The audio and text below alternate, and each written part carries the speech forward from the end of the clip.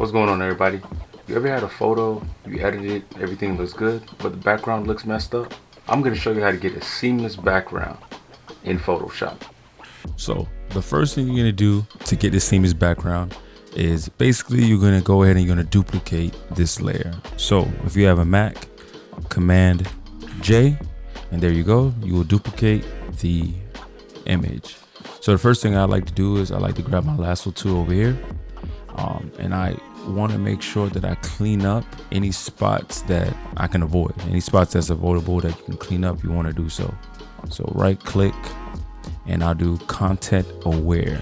So once you click content aware, it's going to select the area and it's going to do an okay job. So with this, I will press apply just to see how it looks, and then I'll press okay. Now, some may say this is a little, this little piece might bother you, but it doesn't bother me too much. I'll zoom out here. So what I'll do is I'll go and I will grab my crop tool here. So I'll crop this. So I'll just bring this in just slightly, just to kind of keep her centered. So what I do is I love to take the pictures wide especially when I want to get a full body, just to kind of have the opportunity and the option to do this here that we're doing.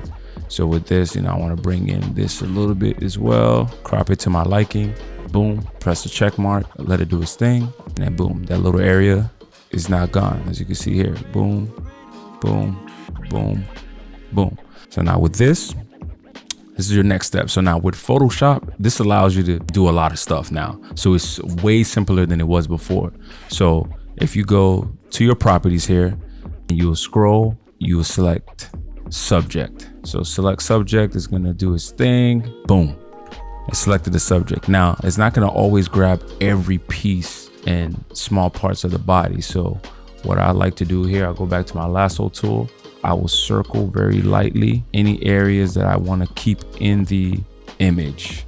So if you want, if you do too much like I did here, let's say I did all of this, I'll hold option, of course, make a circle around the lasso, boom, and then it will disappear. So this will go away, this will go away here.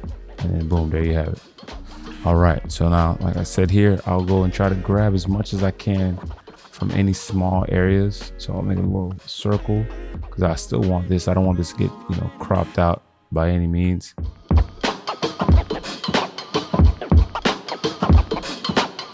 So now, once you get most of the areas in your image selected, you'll right click and then you'll click feather. So when you feathers and say feather selection, I usually leave it at 1. Feather radius doesn't need to be too much. So feather 1 radius, boom. So you'll be good there. And then the next thing you will do is we'll go into select, go down to modify, and then press expand. And I like to expand it to 3 pixels. So this gives you enough to capture any outer parts that are not selected. And it gives you a balance. Like you see here, it's perfect, no issues. So we should be good here. Earrings are selected. If I do see any imperfections or things that I want to kind of regain access and control, I'll circle that. So we got that there. And then boom, there you have it. So everything is selected. Real simple, right? So the next thing you will do is you'll press Command J. You press Command J, now you made a copy. So now with that, you took away the background and all you see here is just the image. Beautiful. So now this is the tricky part here. So now what you'll do is you'll go back to layer 1, hold Command, click on layer 2. So go to layer 1, select layer 2. So what you want to do is now right click, select inverse. So what this does is it's going to capture everything in the photo except the subject.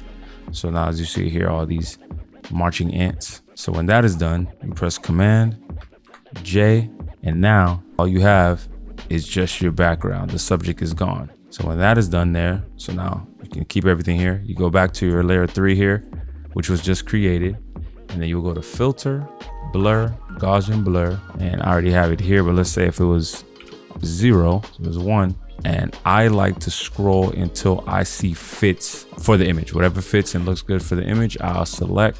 I usually like to go to between 90 and 100. So this would be good. You could do 80 just to kind of keep it somewhat realistic in a sense. So 80 right there. Boom. Press OK. And there you have it. You have a seamless background. And there you have it. That is the easiest way to get a seamless background in all of your images. If you like this video, give it a thumbs up, share it with a friend, and I'll catch you on the next one.